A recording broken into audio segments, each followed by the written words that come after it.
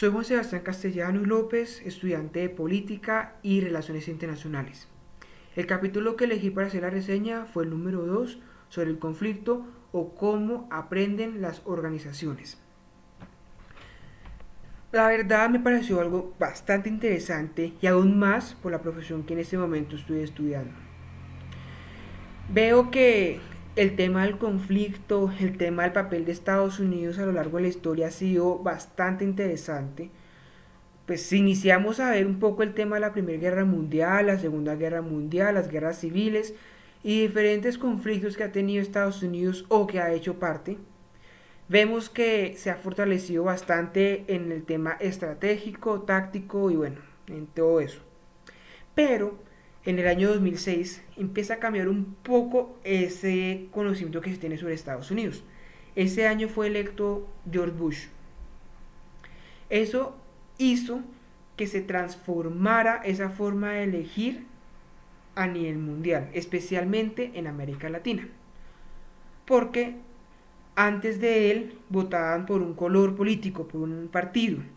Después empiezan a ver más el candidato y más qué es lo que le puede aportar para seguir mejorando el país. Entonces, pues, eso fue bastante importante. Pero eso es solamente una parte del texto. Otra parte del texto que me pareció bastante interesante y que realmente veo que fue un hito duro en América Latina fue el caso chileno. Ahí lo dice, en la década de los 70, 1970, fue electo Allende. Él llegó con un discurso populista, algo marxista, que va a cambiar la economía chilena. Ese fue como tal su idea inicial que tuvo, ya que pues al ser un país tercermundista buscaba ser la diferencia de América Latina y posiblemente a nivel mundial. A él le fracasó ese modelo. No fue excelente porque pues primero usó un modelo estadounidense. Segundo, él no tuvo en cuenta que la historia aquí es completamente diferente a la de allá. Entonces, pues desafortunadamente lo que pasó fue que llegó Pinochet, hizo su dictadura, después de que él terminó su mandato. Durante la dictadura murió Allende, para que tengan en cuenta pues que duró bastante tiempo Pinochet en el poder. Y pues eso terminó con un plebiscito que afortunadamente él salió del poder. La verdad me pareció interesante un poco eso, recordar lo que he estudiado en las otras materias, ver un poco de la TAM, ver un poco de Estados Unidos, me pareció interesante e importante. Muchas gracias. Tercer capítulo titulado La elaboración de nuevas ideas importantes o la variación. Consiste en 10 subtemas en el cual tratan más que todo el poder de las ideas y la cantidad de ideas que se pierde muchas veces porque son proyectadas por mentes brillantes, pero que no cuentan como con una cierta probabilidad de que puedan funcionar. Esa es como una de las principales críticas y también como una de las principales discusiones que plantea el autor en ese sentido. Y dice como, bueno, los fondos públicos invierten en ideas que tienen gran posibilidad de poder ser exitosas, pero ¿cuántas ideas que digamos han demostrado a lo largo de la historia que de no haber sido invertidas no hayan traído revoluciones como muchas inyecciones para enfermedades a lo largo de la historia? El caso que se trata de 3 capítulos del Spitfire, que es el avión que logró mantener a Gran Bretaña a salvo de la Segunda Guerra Mundial de la Alemania nazi, es esa misma idea. Un proyecto en el cual no se veía como muy destacado una gran probabilidad de que surgiera, de que fuera exitoso. Aún así, el Estado no les invirtió dinero, pero sí lo hizo una mujer. Gracias a esa inversión que hizo esa mujer, lograron desarrollar lo que fue el avión que mantuvo a salvo a Gran Bretaña. ¿Qué hubiese sido la historia de Gran Bretaña donde no se hubiese invertido? Es una de las series de incógnitas. Porque también plantea que hay, como esa mujer, hay otros institutos que también se cargan en esos mismos proyectos.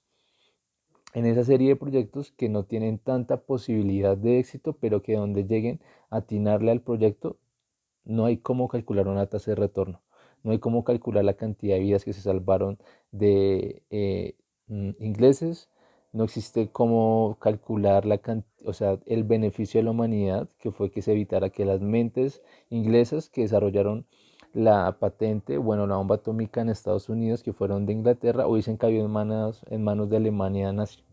¿Cómo calcular eso?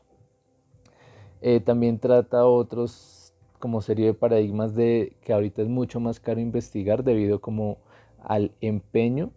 O sea, es tanto conocimiento que ya está llevando a cabo en tan poquito tiempo la humanidad, que ya ahorita no vale solo una persona que se grabe tanto y que desarrolle tanto en mente, sino que necesitan a más personas, y como es más conocimiento, pues lleva un poco más de tiempo, de dedicación y de inversión en el mismo tema. ¿Qué fue lo que más me llamó la atención y creo que fue como el argumento principal? Esa discusión. ¿Por qué dejamos de invertir en ideas y le ponemos tanta importancia de dónde vienen? ¿Necesitan ser en verdad científicos? O también, como lo demuestra el mismo libro, pueden ser personas del común que con su pensamiento disruptivo y teniendo en cuenta otra serie de pensamientos pueden lograr grandes éxitos. Buenas tardes, mi nombre es Julio Coronado y me correspondió el capítulo 4. El capítulo 4 tiene como nombre el descubrimiento de lo que sirve para los pobres o la selección. En este capítulo vemos cómo el autor en varias etapas va tocando diferentes proyectos y experimentos de los cuales se hace caso a una meta dirigida a saber si este puede llegar o no a ser bueno para la población. En algunos casos los experimentos pueden ser buenos y en otros casos no. Es el caso de lo que puede llegar a pasar con experimentos como el que ocurrió en 1950, que incitaba a los padres de familia a que los niños tenían que dormir boca abajo. Lo que no sabíamos es que este experimento, que fue publicado en una de las revistas más importantes de los Estados Unidos, llegó a que en 30 años murieran más de 60.000 niños de muerte súbita en este país. Esto quiere decir que realmente todo va por prueba y error.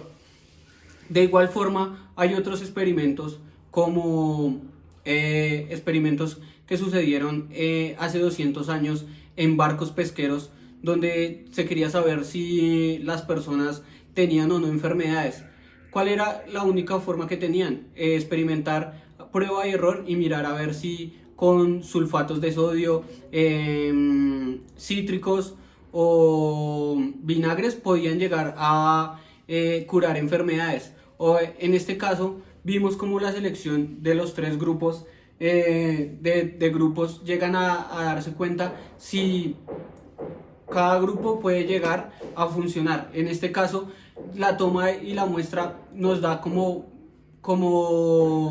vencedor al grupo que utiliza cítricos, que se va mejorando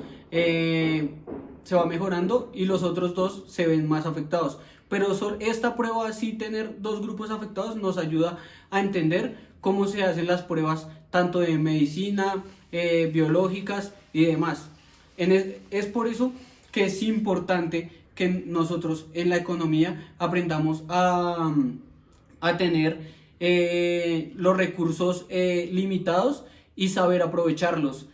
Y eso nos va a llevar a que los proyectos se puedan desarrollar. Este capítulo es muy interesante por eso, porque nos lleva a mirar cómo con poco dinero podemos hacer grandes proyectos, o cómo proyectos de mucho dinero llegan a ser proyectos que solamente sirven para que te tomes una foto.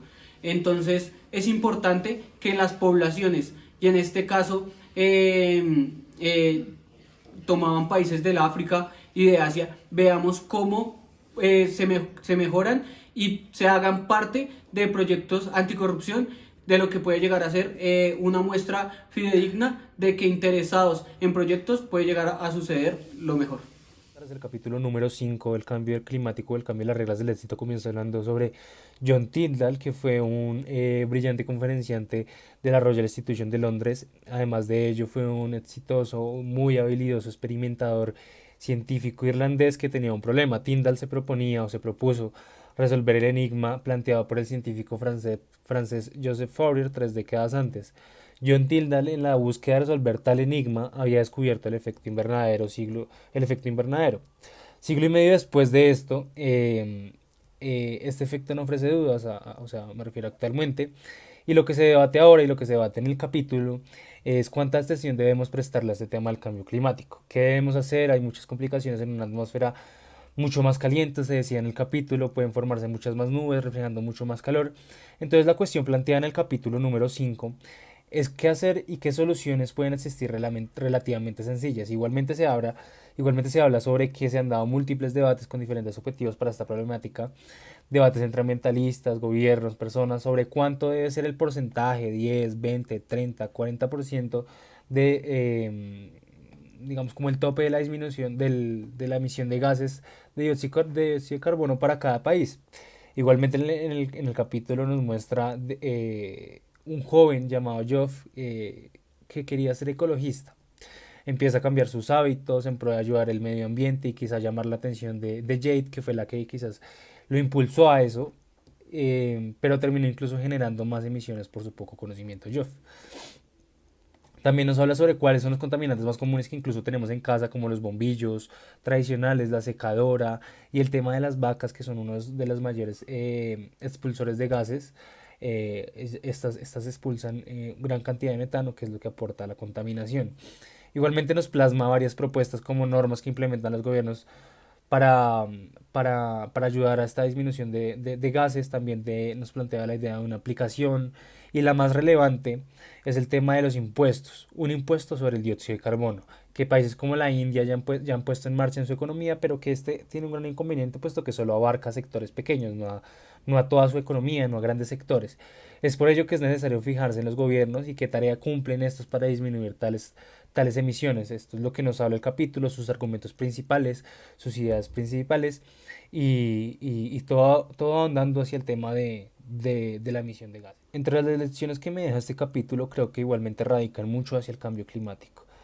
Creo que abordar este tema ahora debe ser con total urgencia, incluso para países que ni siquiera han implementado políticas públicas o acciones para resolver este tema de la emisión, para reducir las emisiones de dióxido de carbono y que el medio ambiente finalmente nos afecta a todos. Creo que es importante crear nuevas propuestas para que nos ayuden a esa disminución de gases de efecto invernadero. Y esto pienso que podría ser por el lado del voluntariado. Todas las personas contaminamos, ya lo vimos en el capítulo que con las secadoras, con los bombillos tradicionales estamos contaminando. Entonces creo y pienso y estoy completamente seguro que con el voluntariado podríamos ayudar a disminuir esas emisiones de dióxido de carbono y llegar al éxito.